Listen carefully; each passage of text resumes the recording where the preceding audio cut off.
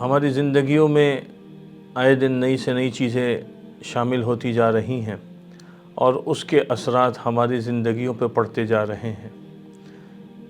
چیزوں کا زندگیوں میں آنا کوئی منع نہیں ہے کہ انسان ہے وقت اور ضرورت کے ساتھ جو ضرورت ہے اس کو اختیار کرے، لیکن ان چیزوں کے جو اثرات ہم پر منتقل ہو رہے ہیں اس پر دھیان رکھنا ضروری ہے۔ سوشل میڈیا جب سے ہماری زندگی میں آیا ہے، ہماری زندگی کے اندر تیز رفتاری دن بدن بڑھتی جا رہی ہے۔ ویسے بھی کسی چیز کی ہم نشینی اپنا اثر چھوڑ کے جاتی ہے، تو سوشل میڈیا کی ہم نشینی سے یہ ہوا کہ ہم نے بھی اپنی زندگی میں تیز رفتاری کے ساتھ آگے بڑھنا شروع ہوئے۔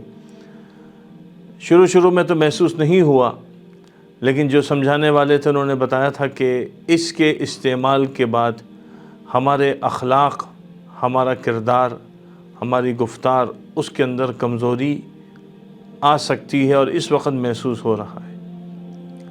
ان میں سے بہت ساری کمزوریاں ہیں، ان کو بیان کرنے کے لیے ایک لمبا وقت چاہیے۔ ایک کمزوری کی طرف اشارہ کرنا مقصود ہے، اور یہ بھی بتانا ساتھ میں مقصود ہے کہ ہر چیز کے جہاں اچھے پہلو ہیں تو برے پہلو بھی ہیں۔ تو ہم سوشل میڈیا کا مثبت پہلو تو دیکھ رہے ہیں اور وہ ہمیں اختیار کرنا چاہیے، لیکن دوسری طرف اس کا جو منفی پہلو ہے وہ بھی ہمارے سامنے ہونا چاہیے۔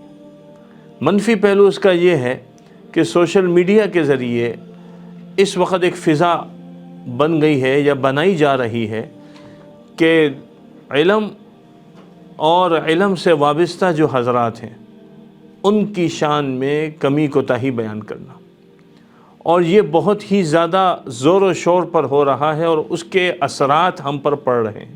صرف چھینٹے نہیں پڑے، اس کے پورے اثرات ہم پر پڑ چکے ہیں، اور ہر آدمی اس سے متاثر ہو رہا ہے، اور یہ ایک بہت تکلیف دہ بات ہے۔ اس لیے ہمیں جہاں سوشل میڈیا کو استعمال کرنا ہے وہاں اس بات کا بھی خیال رکھنا ہے کہ ہم اپنی ذات کو دین کے خلاف، علم دین کے خلاف، دعوت دین کے خلاف، علماء دین کے خلاف استعمال نہ ہونے دیں۔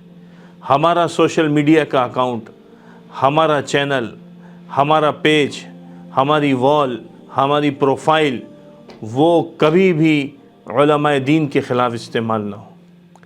بخاری شریف کی روایت ہے، اللہ رب العالمین ارشاد فرماتے ہیں حدیث قدسی میں، من عادى لي وليا فقد آذنته بالحرب، جو میرے کسی ولی کے ساتھ دشمنی اختیار کرتا ہے تو میرا اس کے ساتھ اعلان جنگ ہے۔ ہمیں غور کرنا چاہیے کہ ہمارا یہ جو میدان ہے یہ کیسے استعمال ہو رہا ہے۔ بعض لوگ یہ کہتے ہیں کہ کیا یہ جو علماء ہیں، یہ جو دیندار حضرات ہیں جن کو اللہ نے نسبتوں سے نوازا ہے، کیا یہ اس طرح کے بری ہیں کہ ہم کچھ نہ کہہ سکیں؟ جی آپ نہیں کہہ سکتے، جو ان کے رتبے کے لوگ ہیں وہ تو کہہ سکتے ہیں، وہ متوجہ کر سکتے ہیں، لیکن ہر کس و ناکس کو اس کا اختیار نہیں ہے۔ ایک رتبہ ہے، ایک مرتبہ ہے، ایک مقام ہے، ایک آدمی کی قدر و منزلت ہے، اسی لیول کا آدمی کہے تو وہ بات سمجھ میں آتی ہے۔ کتنے ہم نے واقعات ایسے سنے کہ ماضی میں واقعات ہوئے اور بعد والوں کے سامنے جب وہ ذکر آئے تو انہوں نے کیا کہا کہ ہم اپنی زبان کو کسی کے خلاف استعمال نہیں کرنا چاہتے، ہم اپنی زبان کو کسی کی غیبت میں استعمال نہیں کرنا چاہتے، ہم اپنے قلم کو، اپنی صلاحیتوں کو کسی کے خلاف استعمال نہیں کرنا چاہتے، کیونکہ یہ وہ موضوعات ہیں جو موضوعات اب بند ہو چکے ہیں۔ وہ لوگ تھے جو اللہ کے ہاں قبول ہو گئے۔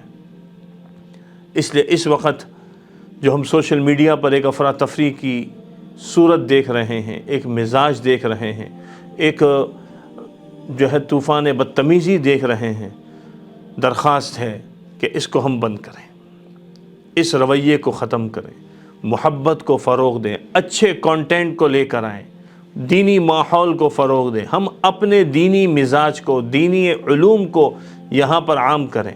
آپ خیر کو عام کریں گے، دیکھیں اس کی خوشبوئیں کیسے پھیلتی ہیں۔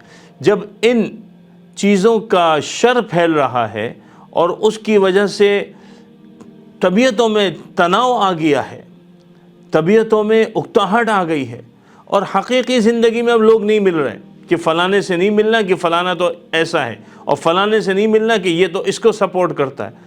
اب حقیقی زندگی میں تناؤ آ رہے ہیں، کیوں؟ کیونکہ ہم نے ان اثرات کو اپنے اندر اتنا قبول کر لیا۔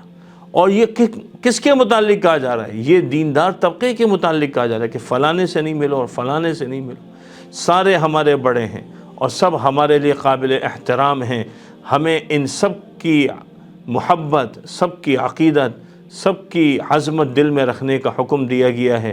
یہ ہمارے وہ بڑے ہیں جن سے ہمیں یہ دین پہنچا ہے، یہ اس دین کے خادم ہیں، اس دین کے محافظ ہیں، اس دین کے نگہبان ہیں، اس دین کے ترجمان ہیں۔ ہم ان کو چھوڑ نہیں سکتے، اور جو ان کے خلاف کوئی غلط بات کر رہا ہے اس کے لیے صرف دعائے ہدایت کرتے ہیں۔